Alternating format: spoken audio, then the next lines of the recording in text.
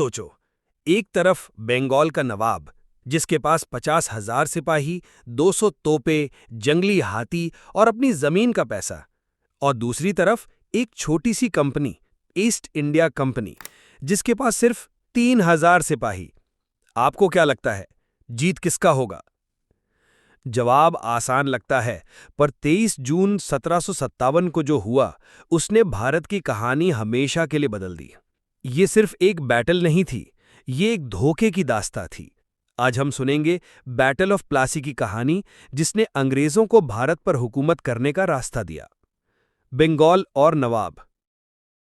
18वीं सदी में बंगाल इंडिया का सबसे अमीर सूबा था। यहाँ की जमीन सोना उगाती थी, नदियां थी, खेती थी, और सबसे बड़ी बात, यहाँ का टेक्सटाइल।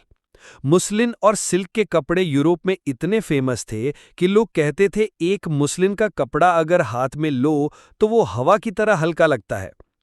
इस ही बंगाल का नवाब बना था एक जवान जिसका नाम था सिराजुद्दौला। सिराज सिर्फ 20 साल का था, गुस्से वाला था, पर दिल से अपने राज्य को बचाने की कोशिश करता था। लेकिन उसकी सबसे बड़ी प्रॉब्लम ये थी कि उसके अपने ही दरबार के लोग उसके खिलाफ थे। उसका सेनापति मीर जाफर उससे खुश नहीं था। जगत सेठ, जो बंगाल का सबसे बड़ा बैंकर था, वो भी उससे नाराज था, और कुछ जमींदार भी नवाब को पसंद नहीं करते थे। मतलब एक नवाब जिसने अपना गद्दी संभाला था, उसके चारों तरफ गद्दार ही बैठे थे। उस वक्त ईस्ट इंडिया कंपनी बंगाल में अपना ट्रेड कर रही थी, लेकिन उनकी हिम्मत बढ़ गई थी।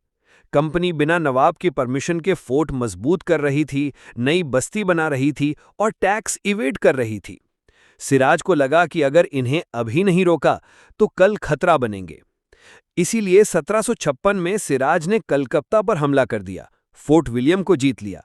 ब्रिटिश के लिए यह बहुत बड़ा झटका था। और इसी बीच एक इंसिडेंट हुआ जिसे हिस्ट्री में ब्लैक होल ऑफ कैलकाटा कहते हैं, जहां ब्रिटिश प्रिजनर्स को एक छोटे कमरे में बंद कर दिया गया और लगभग 100 लोगों की मौत हो गई। इस घटना ने ब्रिटिश को और ज्यादा एग्रेसिव कर दिया। अब स्टेज पर एंट्री होती है एक अंग्रेज अफसर की, रॉबर्ट क्लाइव। क्लाइव पहले भी भारत में लड़ चुका था और अपनी चालाकी और स्ट्रैटेजी के लिए मशहूर था। 1757 के शुरुआत में क्लाइव ने मद्रास से अपनी आर्मी उठाई और बंगाल आया। उसने कलकत्ता वापस जीत लिया और नवाब सिराज को मजबूर कर दिया एक समझौता करने पर, जिसे ट्रीटी ऑफ अलीनगर कहते हैं। पर क्लाइव यहां रुकने वाला नहीं था। उसने डिसाइड किया कि बंगाल को जीतना है, पर तलवार से नहीं, साजिश से। क्लाइव ने बंगाल के अंदर ही दुश्मन ढूंढना शुरू किया। उसे पता था कि सिराज के दरबार में ही ऐसे लोग हैं जो उसके खिलाफ हैं। और यहां शुरू होता है धोखे का खेल। मीर जाफर, जो सिराज का सेनापति था, उससे एक गुप्त समझौता हुआ। अग्रीमेंट हुआ कि अगर बैटल में सिराज हारता है तो मीर जाफर को नवाब बनाया जाएगा। जगत सेठ और कुछ बड़े बैंकर्स भी कंपनी के साथ मिल गए, क्योंकि उन्हें लगता था कि सिराज उनके लिए खतरा है। और यही तय हुआ कि 23 जून को बैटलफील्ड में असली जंग नहीं होगी, असली खेल होगा धोखे का। 23 जून 1757, पलासी का मैदान, भागीरथी नदी के किनारे। सुबह सुबह दो बड़ी सेना आमने सामने खड़ी हुईं। एक तरफ नवाब सिराजुद्दौला की सेना, 50,000 सिपाही, 200 तोपें, 40 जंगली हाथी।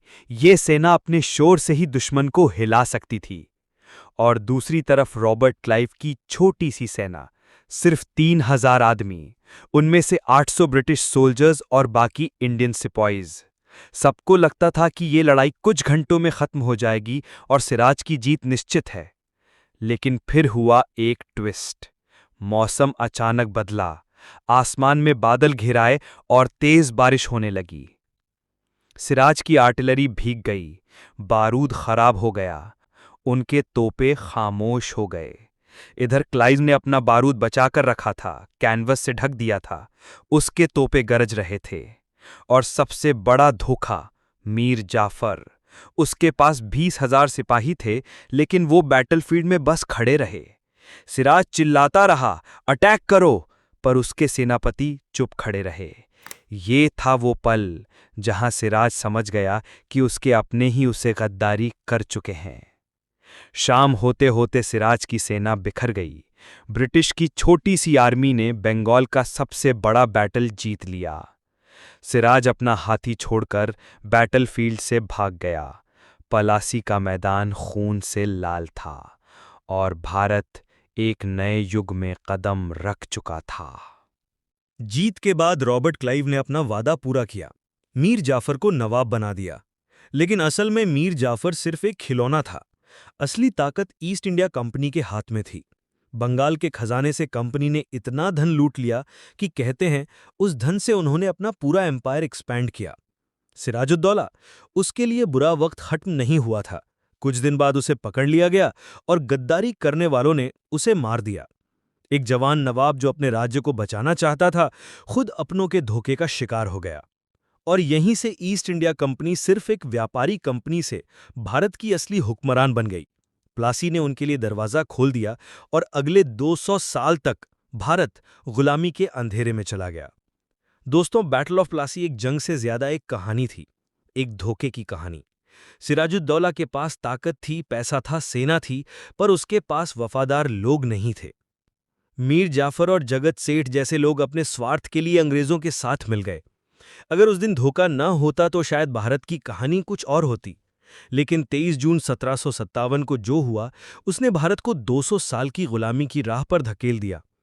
और इसीलिए हिस्ट्री के पन्ने कहते हैं, Plassey was not just a battle, it was the true beginning of British rule in India. दोस्तों, वीडियो कैसा लगा कमेंट सेक्शन में जरूर बताएं। लाइक करें, शेयर करें और हाँ, ऐसे ही आसान वे में सीखने के लिए चैनल को सब्सक्राइब करना ना भूलें। धन्यवाद।